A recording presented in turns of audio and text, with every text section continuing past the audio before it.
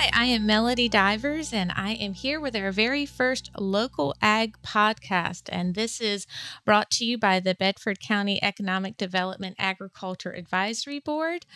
We are here trying to bridge the community with their local ag and farmers.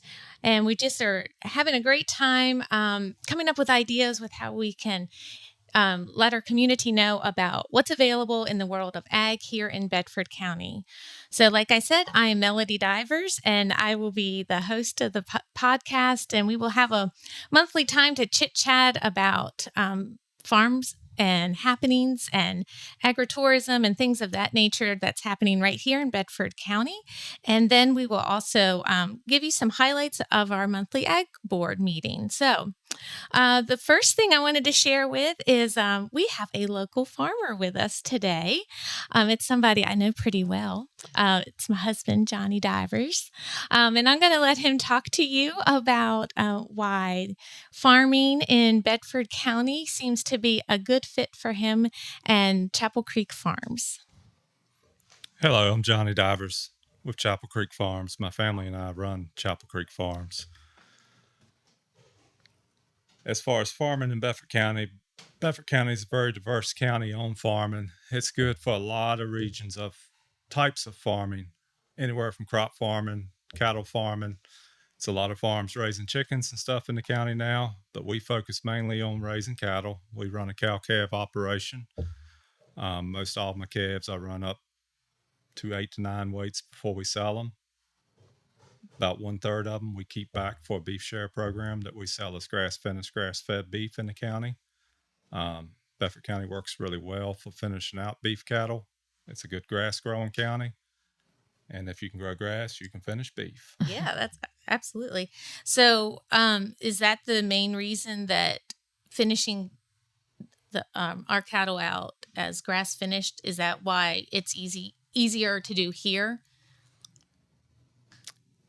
You can finish grass beef cattle out pretty much anywhere. It's just I can attain land better for grazing than I can for crops to graze cattle on, and it's easier for me to graze cattle than it is to feed cattle.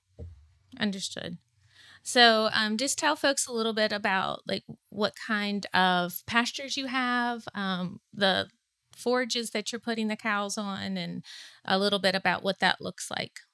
About 80% of our pastures are established pastures with a mix between fescue, clover. You got a lot of crabgrass that come in there on the summer times. The other 20% of our pastures are cropland. I use a lot of annuals in there, Sudex, winter ryegrass, sorghum, anything that's fast growing, good protein that we can graze cattle through during hot months or cold months in the wintertime to keep them grazing. And the drought that we are currently all recovering from. Do you want to share how that affected farming for you when we had limited rainfall? Most all of my pastures still held good, but that's mainly because we do not overstock our cattle. I'm always running under numbers, trying to just to plan ahead for when we do have droughts and stuff and unexpecteds. But grass pretty much stopped growing. We did not get a good planting on summer annuals. Thankfully, crabgrass came up in a lot of my crop fields, and it works good for grazing too. Yeah, it's not your number one thing to use, but we were grateful that it did show up. Just for folks that are new to the farming world or ag talk, when you said earlier about overstocking, can you just break that down as to maybe somebody that's not familiar with pasture management, what that really I think a means? rule of thumb, most people average is 1 cow-calf pair per 2 acres. Does that sound correct? Most of the time on my numbers, I'm running at least 4 acres per cow-calf pair, sometimes more, sometimes a little less, just depending on what pasture it is. Some of our pastures is better than others. Um, Keeping your fertility up, organic matter, pH correct on them makes them produce a lot better when it gets dry like it's been. So probably something that, again, that would be really helpful for folks is when you talk about soil fertility. I think some people think, you just put your animals in a pasture and nature takes care of the regeneration of each crop of grass. And is that the case, or do you have to do any background work to make that successful pasture management? I'm always trying to put back into my pastures because grazing isn't hard on pastures, but it does pull nutrients out of pastures that you've got to rebuild, which we use a lot of chicken litter on our pastures. And then I'm always focusing on trying to keep the pH as close to 6.0, 6.2 as we can throughout the year. And why is that important? pH plays a big part in how nutrients is released through the soils to the crops. Very good. So it's a lot of science. It's not willy-nilly. It's all thought out. It's a lot of science to it. Absolutely. In regards to sustainable farming, what is your approach to that, or how do you define it? I know people have different ideas on what sustainable farming looks like, but for you personally, how does that play into your farm book? I've got to keep farmland in good management to keep it available for future generations coming. If you don't take care of the farmland, it gets depleted so much that it costs a fortune to ever get it back. And that's not being very sustainable, I don't think. Right. Well, I know we say words like mindful, and I'm sure your family says the same thing too. Joy is here with us for another a part of the show, but I think in farming you have to be mindful, and you can't deplete without adding or coming back and just refreshing what you have. So I think just the word mindful works for me. But sustainable farming, you don't want to deplete so that other generations don't have the option to farm. I think that's really important, which would possibly be a good next podcast discussion. And just in closing, is there anything that you think is important for community members to know about working with their farms and farmers in their community? Just the biggest thing I will say, what we was talking about on pasture management, land management, and everything, when you let ground get depleted, it costs you 10 times the amount that it would have cost you to start with just to keep it where it is. Fertilizer prices have gotten high over the years. Regardless of how high it gets, you skip 1 year of either whether you use synthetic fertilizer or an organic-based fertilizer. Skipping a year will take you 3 years to catch that year back up. So the consistency is important. Yes. All right. Well, thank you. And again, thank you, Johnny, with Chapel Creek Farms here in Bedford County. Thank you for being our very first farm guest on our podcast. We're now going to switch gears a little bit and talk about ag in our community. And something very exciting is happening here in Bedford County. And just what's the countdown? We are officially, I guess, 8 days away. Oh my goodness. Mm-hmm. So this special guest is Joy Power. She's the superintendent for our fair that's having its, what are we calling this year? I guess rebuild year. Yeah, it's a rebuild year. So the Bedford County Fair has had an interesting history in Bedford. So years ago, the fair was a beloved tradition for generations, and then the fair went on like a 45-year hiatus. So about 2016, the Board of Supervisors asked the Ag Board, "Hey, we want a county fair back," and so through that, the Bedford County Fair formed. We are a 501c3 nonprofit, and we've been hosting the county fair ever since. So the biggest challenge is we do not have a fairgrounds. So after losing our initial fairgrounds that we returned to, we had to fund a new one, and that took a few years. But we have one now, and now we're going to have a fair next week. So we're super excited. That's exciting. I think the community was ready for this, and it's been a lot of positive feedback. The one thing that I personally love is talk to us about the gate admission.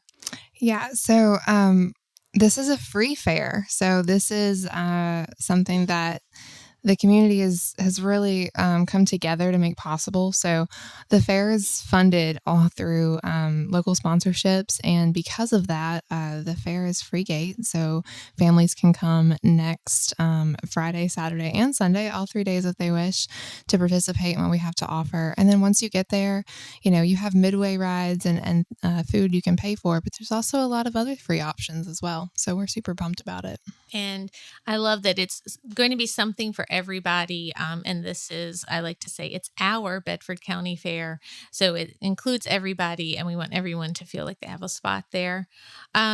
Can you talk to us about some of the demonstrations or things like that folks could see talking about ag? What kind of first hand experiences would they be able to see? Yeah, absolutely. So I think one of the treasured spots of the Bedford County Fair is our Old McDonald tent, which is our stationary agricultural livestock exhibit that will be open during the entirety of the fair. And there you'll see a variety of animals and get to learn a little about them, not just see them, but get to interact with them.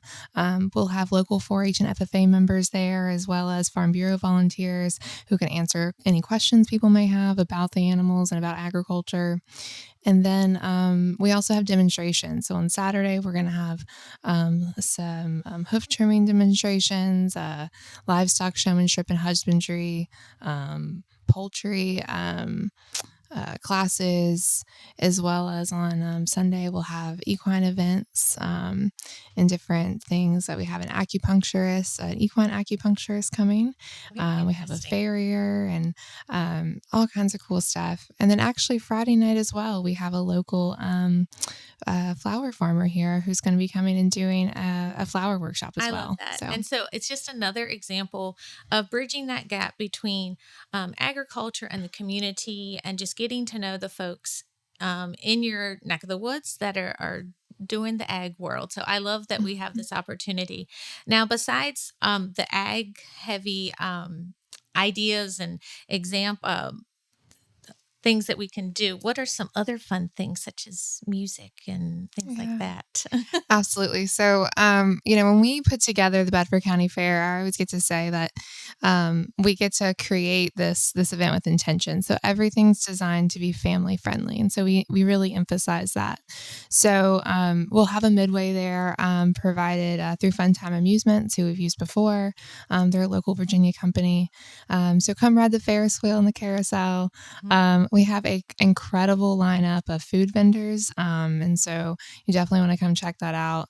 And then we have live music. So Alpha Whiskey, a local Southern rock band, will be with us Friday night. Awesome. Chemistry, they're like a souls and oldie band. They'll be with us Saturday night. And then Sunday is just like a family fun field day. And Jammin' JJS is going to be out with DJ Showtime and just doing like a family fun field day. So it's going to be great. I love that. And what is your favorite fair food? Oh, my favorite fair food. Well, I mean, I'd be remiss if I didn't say that, like, I always have to go get Porterhouse Barbecue at the Bedford County Fair. They will be there. So they're a staple. So we love that. And then, I'm always excited for a funnel cake. So it's my one funnel cake a year. Yeah. Johnny, when you take us to the fair, what kind of fair food are you looking for? Whatever y'all want to eat. Oh, that's the right answer. Good man. That's the right answer. Very good. All right. And just give the stats again on dates and location, and then maybe talk a little bit about parking and first aid and things like that maybe people just want to know if they're super prepared. Absolutely. So that's a great point. So, safety is obviously something that is really important to us. And so special shout out to Bedford Fire EMS and emergency services, as well as Sheriff Miller, who's just gone above and beyond to make sure, we're going to have a safe and well-staffed event throughout the fair. So they'll be on site with us throughout the event. And then, next week, you definitely want to come out. We will be opening at 4 p.m. on Friday. And so our location is right beside the Bedford Sheriff's Office. And so you can find limited on-site parking there throughout the fair. And then we'll be open for until 10 o'clock on Friday night. And then Saturday we'll be open from 10 to 10, and then Sunday from 12 to 6. So, like I said, mentioned parking. There's limited parking available on site throughout the fair. And then there's also shuttle parking at Westgate Shopping Center and Liberty Lake Park in case that does fill up. So again, that's we're excited. Free to park. Free to park, free to come in. The music's free, concerts free. We also have Farmer Ed. He's a farmer magician. So he'll be doing multiple free shows daily. And there's a full schedule on our website, bedfordvafair.com, which you can go on and plan your visit and see which demonstrations you want to check out and things like that. I love it. I'm excited. And I know so much volunteer time between the board and you and others. And so it's great to see the community pulling together, and we're just epically grateful for that. So, hey guys, we're wrapping up our very first podcast, and we survived. We did it. It's all good.